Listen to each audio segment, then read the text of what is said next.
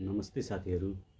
आज बुद्ध जयन्तीको अवसर पारेर भगवान गौतम बुद्धले बुद्धत्व प्राप्त गरिसके पश्चात आफ्ना शिष्यहरूलाई दिएको केही महत्त्वपूर्ण उपदेशहरूको केही अंशहरू यहाँहरू माझ राख्ने अनुमति चाहन्छु, जुन यस प्रकार रहेका थिए।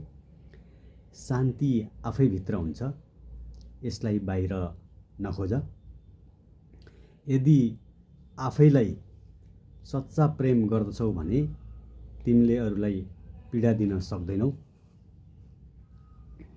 उद्यमीका लागि प्रत्येक दिन भाग्योदय हुन्छ। त्यही व्यक्ति धार्मिक हो जसले अर्काको निम्ति त्याग गर्न सक्दछ। हामी आफ्नो रिसका लागि होइन, रिसद्वारा दण्डित हुन्छौँ। हजारौं युद्धहरू जित्नुभन्दा महत्त्वपूर्ण आफैलाई चिन्नु हो।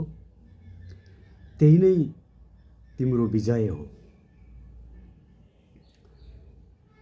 हाम्रो मस्तिष्क नै सबै थोक हो।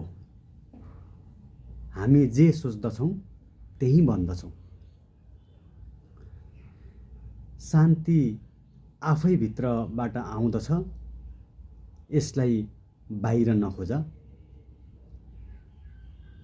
घृणाद्वारा घट्दैन, यो त प्रेमद्वारा घट्दछ।